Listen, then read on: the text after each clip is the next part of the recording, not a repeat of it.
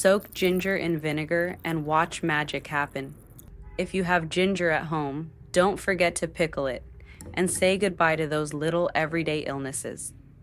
I learned these steps from my grandmother's health secrets, who is about to turn 98 years old this year. And the dark liquid is also considered an ancient remedy in many Asian cultures. Its benefits are truly rare to find. Before we begin, may God bless you with good health. This is the ginger I bought from the supermarket. It looks very clean on the outside, but in reality there's still a lot of dirt and residue hidden inside the small crevices. So I'm going to break it into smaller pieces to make it much easier to clean thoroughly. If the ginger was freshly harvested from the soil, you can add some salt and baking soda when washing it to clean it more thoroughly. But for this ginger, it's not necessary.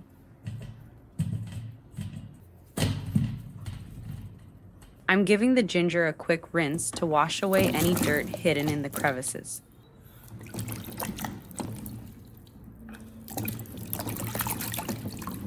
If any pieces of ginger are rotten or moldy like this, I simply peel those parts away. If you leave them in, the flavor will turn strange, and trust me, you wouldn't want to eat that. This piece of ginger is basically too spoiled, so I think the best thing to do is just throw it straight in the trash. The ginger skin is far from ordinary. It's a natural remedy that helps clear internal heat and is packed with nutrients. Now, I'm going to prepare the steamer.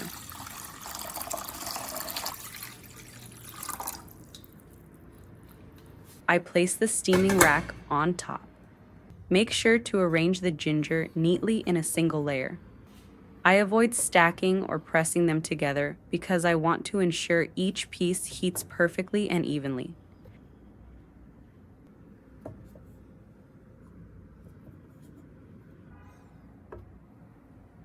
And bring it to a boil over high heat.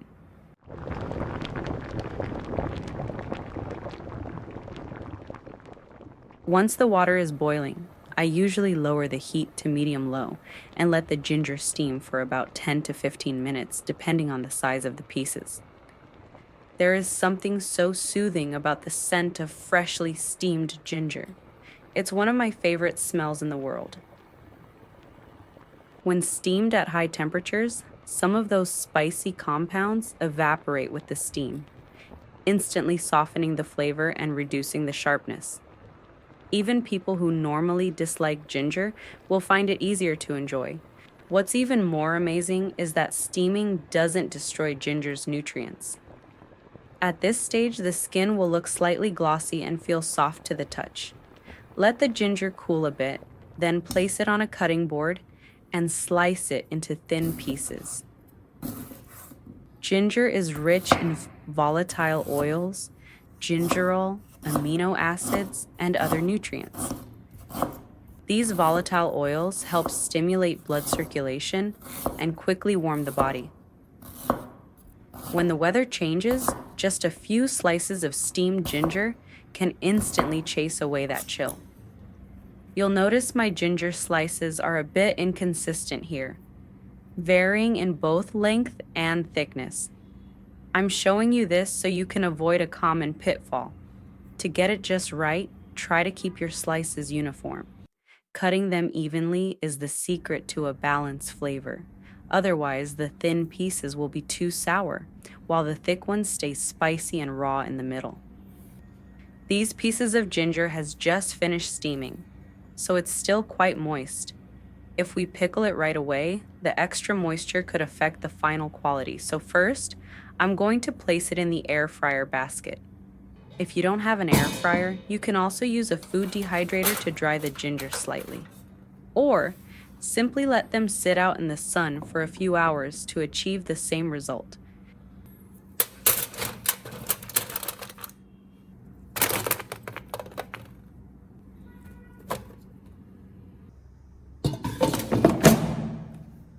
You only need to set the temperature to about 90 to 100 degrees Celsius For the first round of drying, I'll set it for 10 minutes. While it's drying, the aroma of ginger is amazing. The excess moisture is slowly evaporating, and that warm ginger fragrance instantly reminds me of the ginger chicken my grandmother used to cook. Just smelling it makes me crave that dish again. After the 10 minutes are up, I'll open it and check. The ginger is already a bit drier now. I'll give the slices a quick stir so the bottom and top can dry evenly.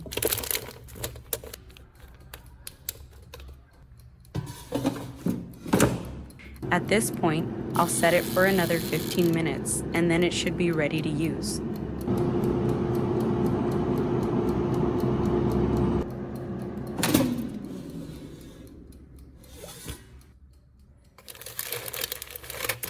Once I see the edges and surface looking slightly dry but still holding some flexibility, I know they're ready.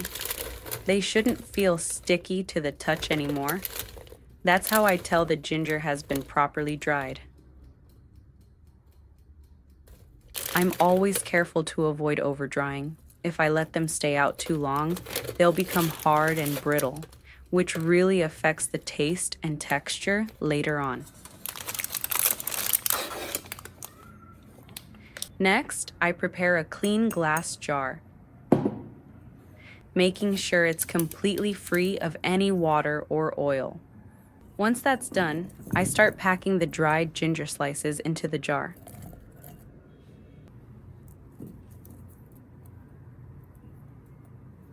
I am adding 2 tablespoons of rock sugar to mellow out the sharp acidity of the vinegar. However, since we all know sugar should be consumed in moderation, feel free to reduce the amount or skip it entirely if you prefer a healthier option. If you prefer, honey works perfectly here too. The taste is wonderful, and I'm already looking forward to making my next batch with it soon. The final step is to pour in either white vinegar or rice vinegar. Just make sure the ginger is completely submerged. Rice vinegar has a lovely distinct flavor, but I personally prefer the richness of balsamic vinegar, so for my second jar, I'm going with balsamic. The process is exactly the same. I fill the jar about 2/3 full with ginger, then add some honey for a balanced sweetness before pouring in the balsamic vinegar. The result is a delicious, tangy flavor. Balsamic vinegar is made from grape juice and aged for years, so the ginger slices I soak in it take on a rich, mellow aroma. Very similar to the pickled ginger you enjoy with sushi or the pink ginger at Korean restaurants. After soaking for just a single day, my jar of ginger is already ready to enjoy. I love how the taste is pleasantly tangy now, without that sharp, aggressive bite you get from fresh ginger. Instead, it has this lovely, gentle sweetness from the honey that balances everything out. Honestly, I've become a little addicted to it. I often bring a small jar with me to the office and enjoy a few slices with my rice. It's such a simple and delicious way to stay nourished. I've always felt that pickled foods are wonderful for digestion and gut health. And when you pair that with the natural healing powers of ginger, it's really hard to find anything better. As for the ginger vinegar itself, I like to mix it with water and drink it just like this. If you're someone who enjoys a stronger, tart flavor, you can always add a bit more. But if you prefer something milder, just dilute it a little further. I've noticed that drinking a small glass before meals really supports my digestion and helps keep my blood sugar levels steady. Once you give it a try, I have a feeling you might get hooked on it too. I usually wait about 10 days before opening the jar.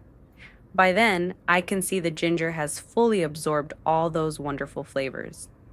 Thank you so much for watching.